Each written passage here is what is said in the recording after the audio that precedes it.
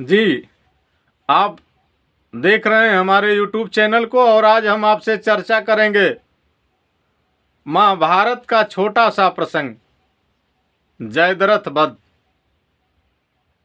साथियों, भगवान कृष्ण अर्जुन को ले जा करके राज्य से दूर चले गए हैं और उस दशा में अर्जुन का राज्य में न होना कौरवों को जब सूचना लगती है तो चक्रव्यूह की रचना करते हैं और पांडवों को चैलेंज करते हैं कि अगर कोई माई का लाल है तो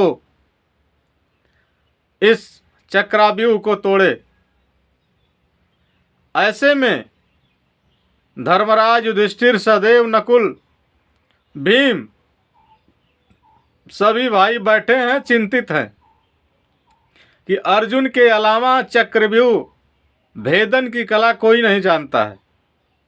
उसी बीच छोटा लड़का अभिमन्यु आता है और कहता है कि तात, मैं चक्रव्यूह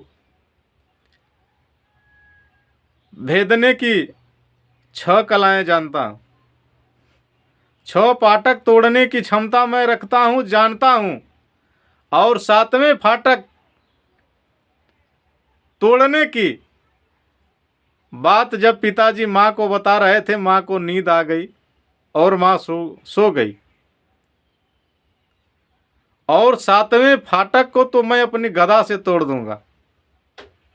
छोटे बच्चे का धैर्य भरा, ओज और तेज से भरा हुआ शब्द सुनकर के धर्मराज, युधिष्ठिर भी आदेश कर देते हैं और छोटा बच्चा चक्रव्यूह भेदने के लिए सेना के साथ चल देता है और उसके साथों गेटों पर कौरव के बड़े ही शानदार जानदार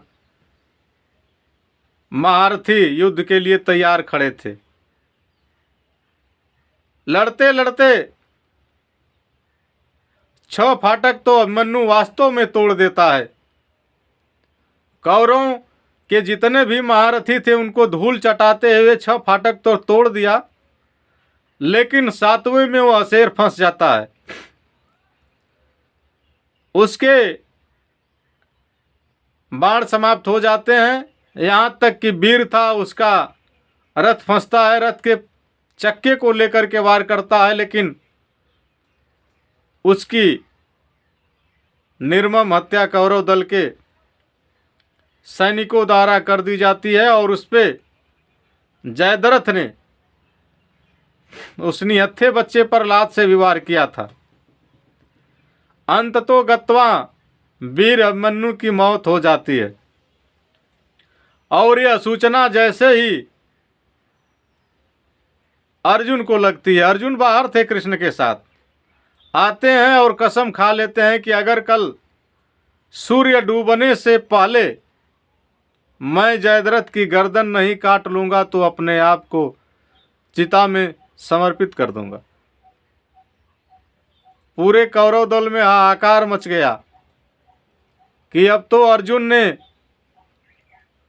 शपथ ले लिया है, प्रण कर लिया है कि अगर सूर्य डूबने से पहले मैं जयद्रथ की गर्दन नहीं काटूंगा तो अपने आप को चिता के हवाले अर्पित कर दूंगा। सुबह होता है, लड़ाई छिड़ जाती है और लड़ते लड़ते लड़ते शाम होने वाली है, लेकिन जयद्रथ का कहीं अता पता नहीं है। अंत में सूर्य डूब जाता है और अपने प्रण के हिसाब से अर्जुन चीता लगाते हैं और अपनी प्रिय धनुष, दोनों पक्ष आमने सामने है, कौरव भी हैं, पांडव भी हैं। युद्ध भूमि में अर्जुन चीता लगा रहे हैं अपने आप को जलने के लिए और धनुष रख के चीता के तरफ निराश मन से अर्जुन बढ़ रहे हैं तो भगवान कृष्ण ललकार रहे हैं कि शर्म आनी चाहिए पार्थ, जिस गांडीव के भरोसे तुमने महाभारत की लड़ाई लड़ी, जिसके साथ हमेशा तुम रहे सुख में दुख में, और आज उसका अपमान कर रहे हो तुम उसको धरती पर रख के। अगर सच्ची वीरताई है तो उसको लेकर के साथ में चिता पर चढ़ो और जल जाओ।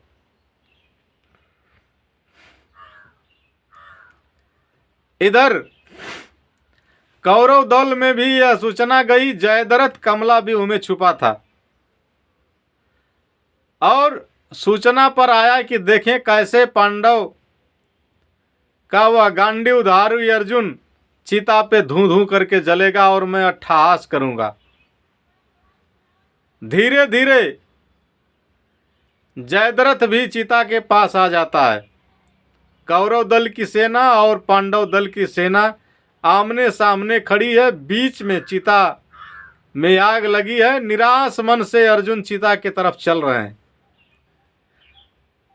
चिता के करीब पहुंचने वाले हैं, तब तक छलकारी भगवान कृष्ण चक्र सुदर्शन को हटा देते हैं और सूर्य पुनः चमकने लगता है। यह चमत्कार देख के कौरव दल में कोहराम मच गया कि ये क्या हुआ। और कृष्ण ने मुस्कुराते हुए कहा कि अर्जुन देर मत करो, गांडीव उठाओ और इसका सर कलम करो। जयद्रथ भागता है, लेकिन अर्जुन अपनी गांडीव पर प्रत्यंचा चढ़ाते हैं और वही जयद्रथ की गर्दन काट देते हैं और जयद्रथ का वह सिर उड़ते हुए वहां गिरता है जहां उसका बाप नदी में सूर्य को अपने बेटे को अमर करने के लिए नदी का जल उठा के जल चढ़ाने वाला था। तब तक जयद्रथ का सिर जाकर के उसकी अंजलि में गिर जाता है और उसका वह भी तब भंग हो जाता है। साथियों, ऐसा था कृष्ण जी का षड्यंत्री चमत्कार कह लीजिए, षड्यंत्र कह लीजिए, छलकारी स्वरूप कह लीजिए। तो साथियों, महाभारत की लड़ाई को भी धर्म की रक्षा के लिए भगवान ने छल से जीता था। आपको यह कथा कैसी लगी? आप अपनी राय जरिए कमेंट दें। धन्यवाद, सादर प्रणाम। आप अपना ध्यान रखें।